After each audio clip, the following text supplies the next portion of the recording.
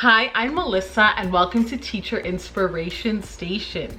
So in today's video, I wanted to share with you a review of the Teacher Happy Planner.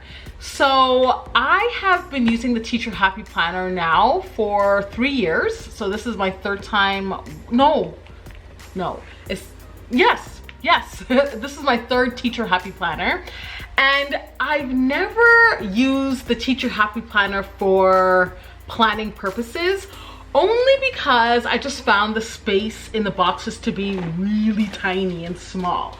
So I was never able to fit everything that I needed to fit inside this planner. But this summer I was thinking, I'm like, how can I use my planner to its full potential and actually, use it for lesson planning? So I was watching this video on people using sticky notes and typing on the sticky notes and sticking it in the planner. And I thought, ooh, that's cool, but I know that I'm not gonna keep up with that. So I thought, what else can I do? And I thought, why don't you just make a template on your computer using rows and columns and print out the paper and stick it in your Happy Planner. So that is what I've been doing. There's people on TPT with templates and things of how you can actually print directly onto the Happy Planner pages, because that is the beauty of the Happy Planner and the disc-bound system, is you can take pages out and put pages in. But I'm printing at school, and the whole getting to the photocopier, loading my paper, coming back downstairs, and hoping no one prints while I'm in the middle of printing, it's just not worth the trouble. I just print it out on regular paper and it has been working for me. So I'll just show you what that looks like. Yeah, so this is what it looks like. And I think it works. The whole process of me sticking the pages into the planner with the washi tape, for me, that's a part of the creative process. So, you know, like when you decorate your planner and add your stickers, that's therapeutic for me. It's fun for me. It's motivating for me to plan. So yeah, it's been fine. I haven't had an issue with that. So I'm just gonna show you very quickly how I do this, and then I'll let you know exactly how it's been working for me.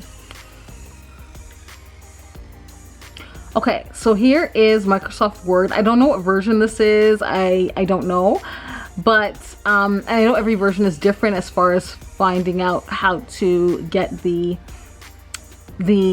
table. So for here, I just put insert and table, and then I make a table with 4 rows and 5 columns. And that's what it looks like. And then I just add in, I just do that, like make the spaces bigger. Now for me, the spaces are not always going to be the same size, because as you're typing, some of the spaces just get bigger.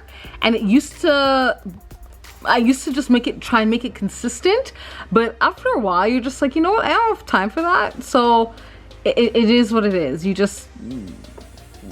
doesn't matter to me if it's not, all the boxes are not the same size, as long as they all fit. I'll show you what I mean. So right here, the boxes here are a little longer than on this side. And if you're someone who that's gonna drive you bonkers, then yes, when you're planning, you can make sure that they're all the same size, but it doesn't bother me. And also some things that I type, it's just gonna be a little longer than others. Sometimes I've had to make the font really, really tiny. I just decided to put down what I was gonna do for that reader's workshop. I didn't have to do all that because I have the lessons already. So I could have just put lesson 1-3, why do readers read? And then that would have been enough for that block, because I already know what that lesson is. But I was being a little extra that day. So yeah, and then these are I had to cover up some student names here, so that's why that's like that. But yeah, so the boxes don't have to be exactly the same size. At least for me anyway, it doesn't have to be. Yeah, so this one's already done. And at the top here, I put the times. Some people put the subjects or whatever. If you also want to change the layout, going from a horizontal to a vertical, you can totally do that as well. And then I have the dates at the side here. And so you'll see planning the planning is done for Monday, and the rest of it is on page 2. So then when I plan for Tuesday, I do pretty much the morning at the top and the afternoon at the bottom, more or less. I mean, there is a morning block in the second page, but that's okay. And I know that the second row is for Tuesday. I know the third row is for Wednesday. So it doesn't get confusing that I don't have the days of the week at the side there on the second page. Yeah, so it's working for me.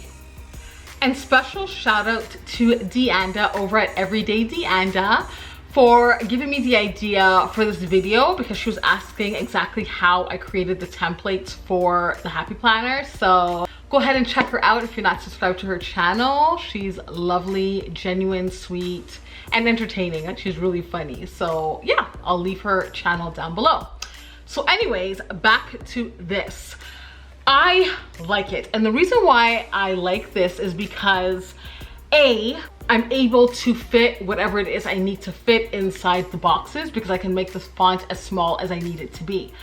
Mind you, the plans aren't going to be very detailed, but this is for me, and I know exactly, like I've been teaching grade 1 for a while, and I know how detailed I want to get in my discussion. So for example, when I say question of the day, I understand the whole routine for that. I know they sit in a circle. I know I have a little bag. I know I pick a student to take a bag up, a question out of the bag, and we go around and we hold the jewel and they ask them that. Like, I don't have to have that all laid out in these plans, because I know what to do. So yeah, these are 100% for me. These are not for supply teachers or anything like that. Even this, like, I don't even include lunch or recess, because I know when those are. I don't need to put them in my planner.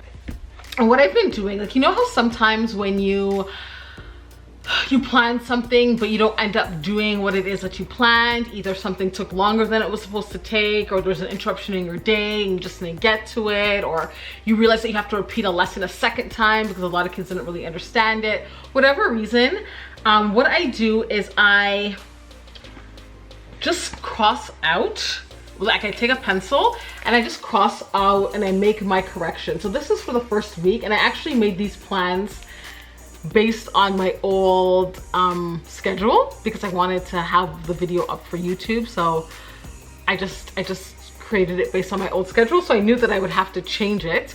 And so that's what I've done.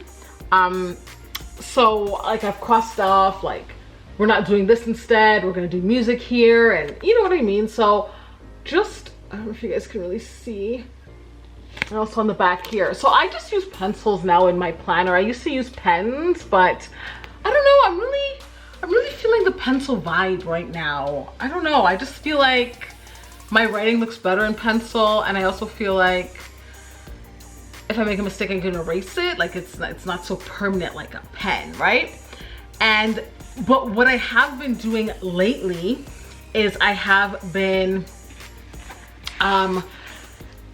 typing up my plans on the computer and not printing it until Friday. So any changes that I have to make throughout the week, I just kind of just make it on my computer. My computer's in my classroom.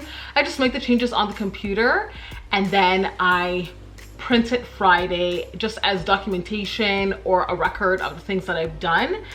And that's been working for me. So you'll notice that the later plans don't really have any mistakes on it, because I already corrected those mistakes prior to printing. So far this is working.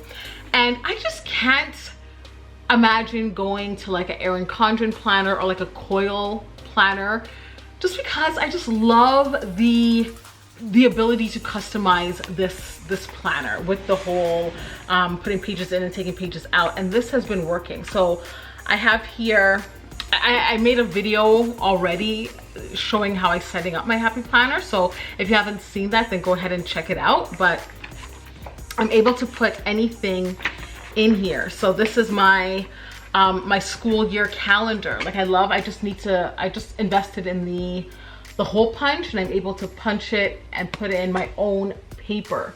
I don't need anything, like even like the Happy Planner, I don't think it comes with like a place to hold passwords or a communication log. I don't think it had it in there, correct me if I'm wrong, but you can just add it in. Right now I have my long range plans in here as well. Just hole punch them and put them in, right? Very easy. And then I have a little spot here, which I haven't used yet. If you know me, you know that I'm not an organized person by nature, although it seems like I am, but I totally am not. So I have here a section for my newsletters, and I've already sent a newsletter home and I don't even have it in here. I have it in my classroom somewhere. It could be on my desk, it might be on the windowsill, it might be on the computer table. I don't know, but I need to remind myself that, hey, you have a place to keep this stuff, so keep it in here. And so I have a place for newsletters, I have a place for notes that have gone home, and usually I reserve this for like notes that I've made to send home and not necessarily school notices. So I just gotta put it in here. So I just have to be disciplined with that. The communication log, I have it in here. Everything that I'm gonna need. Staff meetings, this is what I bring. I have my little divider here, and staff meetings, I bring this, I take my notes in here, and any handouts and things like that, I just hole punch it and stick it in, and everything is in one spot. So I really do like this. And one of the things that I like about this is the fact that it's not a big binder. So in the past I've used binders to hold all my information, and I just find it to be a pain, like moving all the pages forward, moving all the pages back. I just find this so much easier to flip through and navigate and all that. And one other thing, so if you didn't watch that video of me with the setup, I'm gonna share with you what I used. Hold on, I'll go get it. I'll go get it. Okay, I'm back. It took me a while to find my stuff. I thought I knew where it was and it wasn't where I thought it was. So anyway, I have these arc dividers from Staples, and this is what I use as the little dividers in my planner. One of them, when I was first putting them into my plan, my camera cut out. Anyways, so when I was putting these in my planner, one of them wasn't moving freely. I don't know if it was just like a defective divider, but the rest move really smoothly and fit lovely in the Happy Planner. Let me just show you. So here's one of them, and it moves nicely. Like no issues. Like, yeah, I have this one here, the orange one, moves freely. Again, grab the rings and it falls fairly easily. So I don't have an issue with that. And then these arc dividers, pocket dividers, these are the ones that I use to keep like my newsletters and things like that that I just showed you. Where is it? I just showed you, like these. And they work fine. And the great thing about these is they fit a 8.5 by 11 sheet of paper.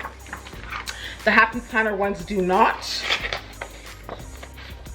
which I almost bought the Happy Planner ones, and then when I read the reviews, people were like, yeah, it doesn't fit a standard size sheet of paper. And I thought, no, I'm gonna need it for that. So yeah, it easily fits a standard size sheet of paper, and they have pockets on the front and they have pockets on the back.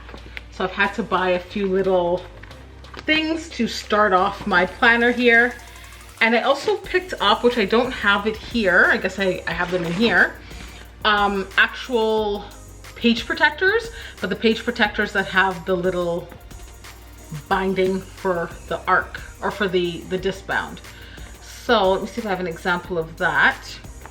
Yeah, so I have that. And this I actually got at, I got this at Amazon. And it's actually quite pricey, so I don't know. I'm in Canada though. In the States, like I think you can probably get it cheaper, but they are great and worth having in your